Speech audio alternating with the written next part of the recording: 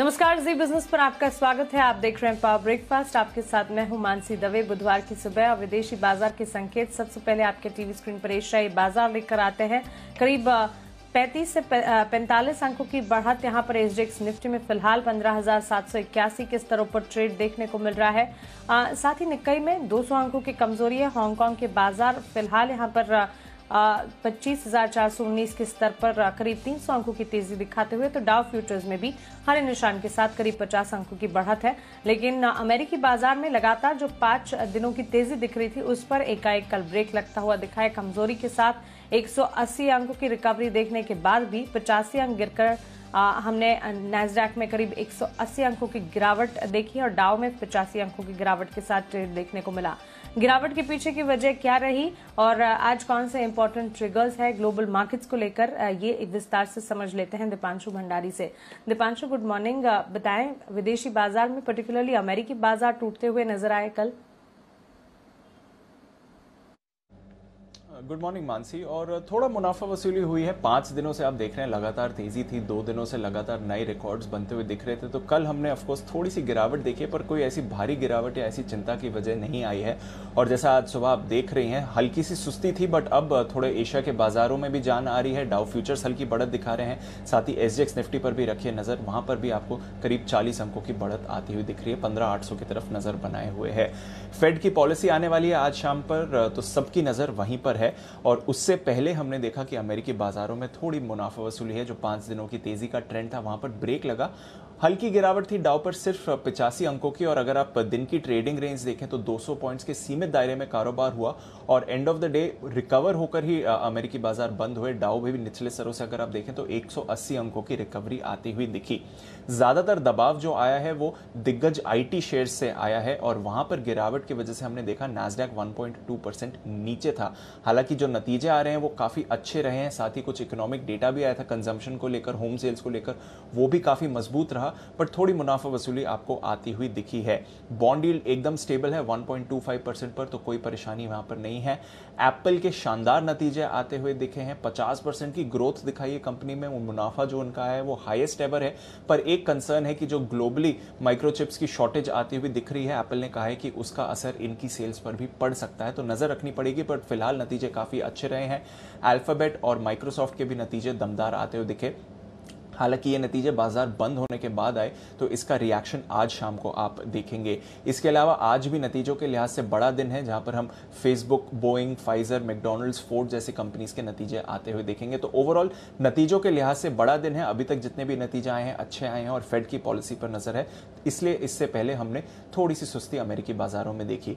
Europe में भी देखें तो हल्की गिरावट आती हुई दिखी है। कल जब बाजार बंद हो रहे थे भारतीय बाजार, उसी ट्रेंड के हिसाब से यूरोप के बाजार भी बंद होते हुए दिखे हैं।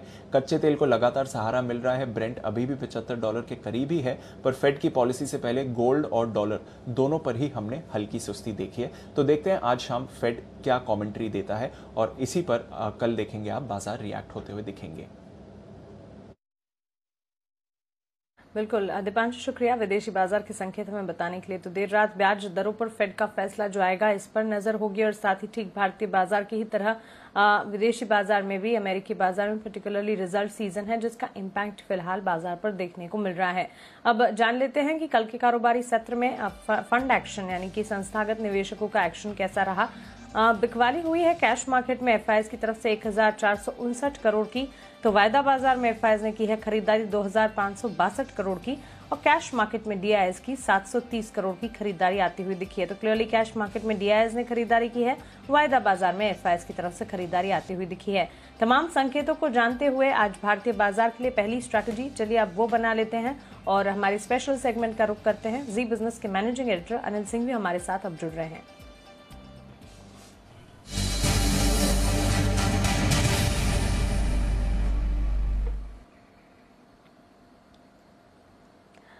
Anil sir, good morning. अमेरिकी बाजार में मुनाफा वसूली देखने को मिल रही है, हालांकि एशियाई बाजार में धीरे धीरे अब फिलहाल तेजी भी वापस लौटती हुई हम देख रहे हैं। एफआईएस ने खरीदारी वायदा बाजार में की है सर, और मंथली एक्सपायरी के ठीक एक दिन पहले भारतीय बाजार पर आज क्या करना चाहिए? Good morning Mansi. देखिए, दोनों तरफ के ट्रेड आज फिर से मिलेंगे। कुछ संकेत अच्छे हैं तो कुछ खराब है। देखिए, ग्लोबल संकेत अच्छे हैं क्योंकि अमेरिका में कमजोरी जितनी आशंका थी उससे कम रही है। डाउ फ्यूचर्स भी मजबूत है, तो वो संकेत ठीक है। एशिया ठीक ही खुला है, तो कोई दिक्कत वाली बात नहीं। तो कहीं ग्लोबल संकेत खराब नहीं है, तो ग्लोबल मार्केट की थोड़ी सी रिकवरी हो या थोड़े से अच्छे संकेत भारतीय बाजारों को सपोर्ट देते हुए दिखेंगे। ऊपर में आपको एफआईज की बिकवाली का प्रेशर रहेगा, क्योंकि कल के आंकड़े भी अच्छे नहीं है। 1460 करोड़ की कैश में बिकवाली की है। स्टॉक फ्यूचर्स, इंडेक्स फ्यूचर्स में भी हल्की फुल्की बिकवाली है। तो ओवरऑल कैश और एफएनओ दोनों में आंकड़े बिकवाली की तरफ कम रुझान है। तो ऊपरी स्तरों पर प्रॉफिट बुकिंग एफआईज की तरफ से लगातार 3 दिनों से है, वो रहेगी। सो आप ऊपर बाजार को आते देखेंगे तो प्रॉफिट बुकिंग आएगी और नीचे सपोर्ट लेवल से वापस से खरीदारी भी लौटती हुई दिखेगी। और कल है मंथली एक्सपायरी, तो उसके पहले आपको दोनों तरफ के ट्रेड देखने को मिल सकते हैं। 15,650, 15,700 आज सपोर्ट के तौर पर काम करेगा। इस रेंज में खरीदारी करनी चाहिए। 15,825, 15,875 की रेंज में आपको प्रॉफिट बुकिंग और चाहे तो थोड़ा बहुत शॉर्ट भी कर सकते हैं वहां पर ग्लोबल मार्केट का मूड माहौल देखकर, क्योंकि आज अमेरिका में एक बड़ा दिन है, फेड की बैठक भी है। तो हो सकता है कल एक बड़े गैप के साथ ऊपर नीचे खुलने के भी संकेत मिले, और कल वायदा कारोबार की मंथली एक्सपायरी भी है। तो कल का सेशन ज्यादा उतार चढ़ाव भरा रह सकता है। उसके पहले आज इस रेंज पर आपको फोकस करना चाहिए। अब आइए बैंक निफ्टी। बैंक निफ्टी वैसे आखिरी आधे घंटे में 15-20 मिनट में छोड़ दें तो अदरवाइज दिन भर इतना बुरा नहीं था।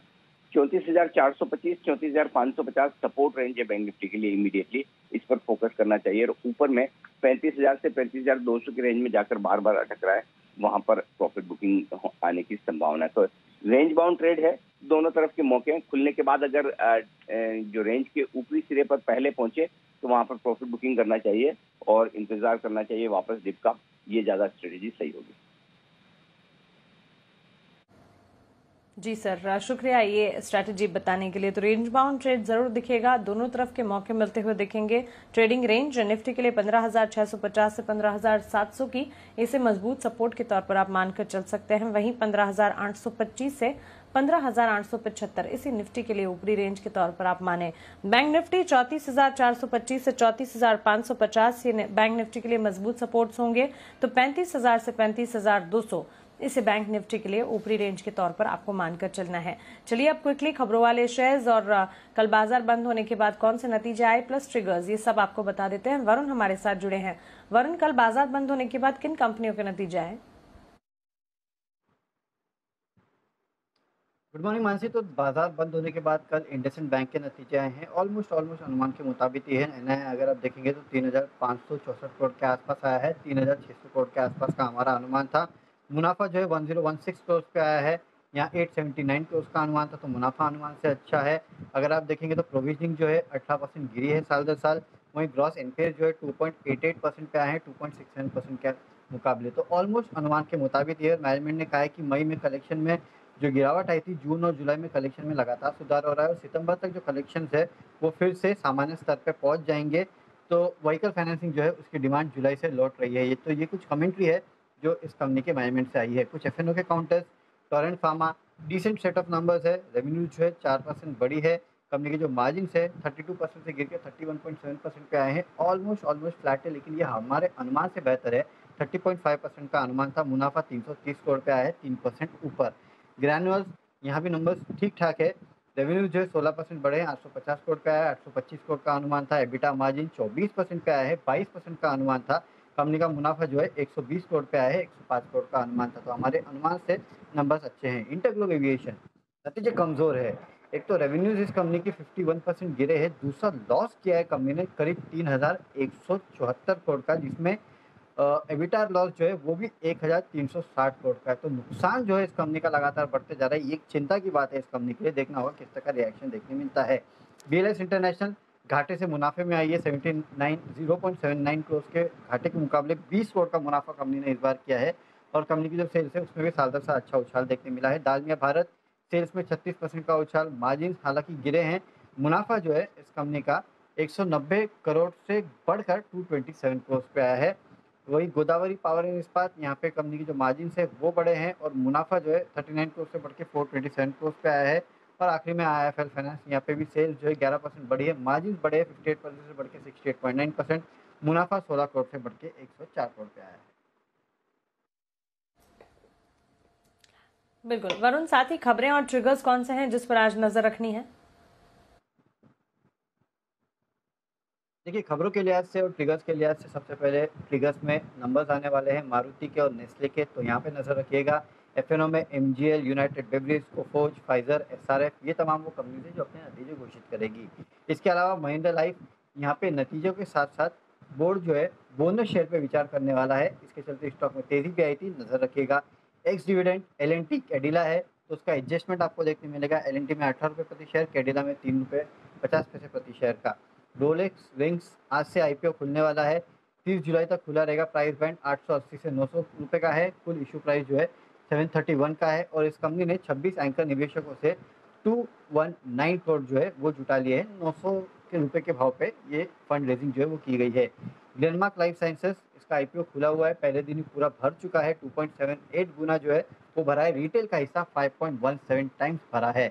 इसके अलावा हुड को ओएफएस, अच्छा रिस्पॉन्स मिला है ओएफएस को। जो नॉन रिटेल हिस्सा है 1.96 टाइम्स भरा है और आज ये रिटेल के लिए खुलने वाला है। 45 रुपीज़ का फ्लोर प्राइस रखा गया है और 11.01 करोड़ शेयर जो है सरकार इसमें बेचने वाली है। डॉक्टर रेड्डीज पे नजर रखिएगा, कल गिरावट आई थी, आज देखते किस तरह का रिएक्शन वहाँ देखने मिलता है। भारत में दरअसल खबर ये है कि भारत में बनी जो स्पुतनिक वैक्सीन है वो सितंबर से अक्टूबर के बीच में उपलब्ध हो सकती है, ये बयान आया है डॉक्टर रेड्डीज की तरफ से। फिलाटेक्स इंडिया ये एक्सपांशन कर रहे हैं जिसमें पॉली कंडेंसेशन कैपेसिटी को 50 टीडीपीए से बढ़ाने का लक्ष्य रखा है इस कंपनी ने, तो काफ़ी सारे एक्सपांशन प्लान है जो फिलाटेक्स इंडिया कर रहा है। मैट्रिमोनी.com, एसबीआई म्यूचुअल फंड ने इस कंपनी में 4.25 लाख शेयर्स बेचे हैं, यानी कि 1.85% इक्विटी बेची गई है। खुले मार्केट में इसको बेचा गया है। जो ओवरऑल अब स्टेक है 5.08% से घट के 3.22% रह गया है। और पंजाब एल्केलीज यहाँ पे प्लूटस वेल्थ मैनेजमेंट एलएलपी ने 2.5 लाख शेयर्स खरीदे हैं 114 रुपये प्रति शेयर के भाव में। बिल्कुल वरुण, शुक्रिया ये तमाम खबरों वाले शेयर्स, नतीजे और ट्रिगर्स आज के लिए जो इम्पोर्टेंट है हमें बताने के लिए। चलिए अब जी बिजनेस के खास शो बाजार आज और कल में एचडीएफसी सिक्योरिटीज के वीके शर्मा ने ऑप्शन की कौन सी दमदार रणनीति सुझाई है ये आपको बता दें। तो टाटा स्टील 1330 की कॉल 10 रुपए पे लें, स्टॉप लॉस रखेंगे 6 रुपए, टारगेट रहेगा 16 रुपए। और दूसरा कैनरा बैंक 150 की कॉल जो करीब 1.5 रुपए पे अवेलेबल है जुलाई महीने की, वही लें, 50 पैसे का रखें स्टॉप लॉस और 3 रुपए 25 पैसे का रहेगा target.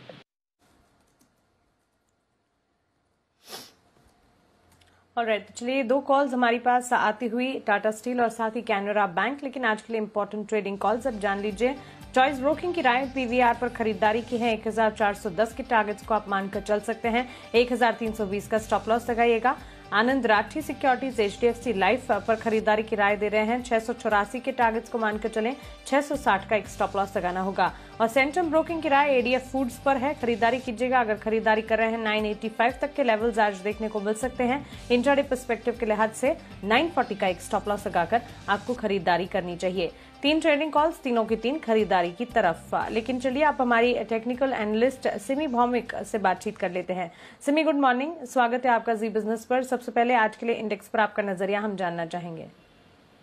Very good morning Mansi. आज के लिए ट्रेडिंग कॉल, आज के लिए इंडेक्स का नजरिया मैं ऐसे रखती हूँ। निफ्टी अगर 15,700 के ऊपर मेंटेन करता है, वही निफ्टी का मेजर सपोर्ट है। तो 15,700 के ऊपर मेंटेन करेगा तो निफ्टी को खरीद कर जाने का सजेशन होगा। 15,650 के नीचे स्टॉप लॉस मेंटेन करना रहेगा। ऊपर में 15,800 से 15,850 का रेस जो हो सकता है निफ्टी को पार करने में मुश्किल है, क्योंकि Nifty overall range bound behaviour show कर रहा है। जब तक 15,950 से 16,000 का रेंज क्रॉस नहीं कर रहा है, कोई नया मोमेंटम देखने को मिलेगा नहीं। निफ्टी रेंज बाउंड है, लोअर लेवल पर खरीदने का सलाह मैं दे रही हूँ। जहां सवाल बैंक निफ्टी के, तो मुझे लगता है कि 34,650 से 34,500 के बीच में सपोर्ट है। जब तक ये रेंज होल्ड होता है तब तक खरीदारी करने का ही सलाह होगा। और मुझे लगता है कि 34,400 का स्टॉप लॉस मेंटेन करना रहेगा। ऊपर में 35,000 से 35,250 बैंक निफ्टी का रेजिस्टेंस है। पार करने के बाद इसमें भी फ्रेश मोमेंटम देखने को मिलेगा, नहीं तो लोअर लेवल्स पर वापस खरीदारी करने का ही सजेशन होगा। मानसी बिल्कुल। और सिमी, फिर आज के लिए स्टॉक रिकमेंडेशन कौन से देंगी आप? दो स्टॉक मैं देख रही हूँ जो मुझे लगता है कि खरीद कर चलने का सलाह मैं दे रही हूँ। टाटा मेटेलिक, मुझे अच्छा क्लोजिंग कल देखा था इसमें, तो मुझे लगता है कि ये आज भी परफॉर्म करेगा। 1275 का स्टॉप लॉस मेंटेन करना रहेगा। करंट लेवल पर खरीदने का सलाह होगा। 1340, 1355 और 1375 ये 3 टारगेट्स के लिए टाटा मेटेलिक्स को खरीद कर चलने का सलाह होगा। दूसरा स्टॉक होगा केशोराम। केशोराम में खरीद कर जाने का सलाह है। 97 का स्टॉप लॉस होगा। 103, 105 और 108 ये तीनों टारगेट्स के लिए केशोराम को खरीद कर चलने का सलाह होगा। और रेड से भी शुक्रिया ये रिकमेंडेशंस हमें बताने के लिए। अब कमोडिटी मार्केट्स का अपडेट आपको बताते हमारे साथ आनंद राठी से जिगर त्रिवेदी जुड़ गए हैं। जिगर गुड मॉर्निंग, स्वागत है आपका जी बिजनेस पर। सबसे पहले तो गोल्ड पर आपका नजरिया, बुलियन मार्केट में करंट लेवल्स पर जो ट्रेड हम फिलहाल देख रहे हैं उसे देखते हुए क्या राय होगी, करंट लेवल्स पर क्या किया जाए? गुड मॉर्निंग मानसी, कल हमने देखा कि सिल्वर मार्केट में काफी बड़ी हमने गिरावट देखी थी, कुछ 1100 पॉइंट की, लेकिन गोल्ड काफी स्टेडी था। जो फेड की मीटिंग चालू हो चुकी है और उसके आउटकम पे अभी मार्केट का फोकस रहेगा। आई थिंक फॉर इंट्राडे 47,500 के आसपास अगर अगस्त कॉन्ट्रैक्ट मिलता है, वन शुड गो लॉन्ग। 47,400 का स्टॉप लॉस रखे 47,700 के टारगेट के लिए यहाँ पे गोल्ड में एक बार खरीदारी कर सकते हैं। बिल्कुल जिगर जी, कच्चे तेल की चाल हल्की सी बढ़त यहाँ पर हम देख रहे हैं, इसे देखते हुए क्या किया जाए, स्ट्रैटेजी क्या बनाई जाए? करेक्ट। तो कल के मार्केट में यहाँ पे मार्केट फ्लैट टू नेगेटिव बंद हुआ था, अराउंड 22 पॉइंट्स लो। मुझे लग रहा है क्रूड में यहाँ पे अगस्त कॉन्ट्रैक्ट अगर 5340 के आसपास अगर मिले तो यहाँ पे भी एक बार खरीदारी करनी चाहिए 5300 के स्टॉप लॉस के साथ 5410 के टारगेट के लिए। बिल्कुल। और बेस मेटल्स में पर्टिकुलरली क्रूड पर क्या कोई स्ट्रैटेजी फिलहाल खरीदारी का मन बनाया जाए? बेस मेटल्स में हमने देखा है मानसी कि कल के सेशन में एक सेल ऑफ हमने देखा था। इनफैक्ट निकल 1.5%, मोर देन 1.5% में हमने फॉल देखा था। जिंक लेड में भी हमने 1% का फॉल देखा है। कॉपर जो इंडस्ट्री एक पैरामीटर कहा जाता है यहाँ पे, आई थिंक कॉपर में और भी बिकॉली का माहौल यहाँ पे बन सकता है। कॉपर अगर अगस्त कॉन्ट्रैक्ट 765 के आसपास मिले, one should go short 768 stop loss and 760 758 can be the target. बिल्कुल जिगर जी, शुक्रिया ये तमाम जानकारी के लिए और ये तमाम रिकमेंडेशंस हमें बताने के लिए।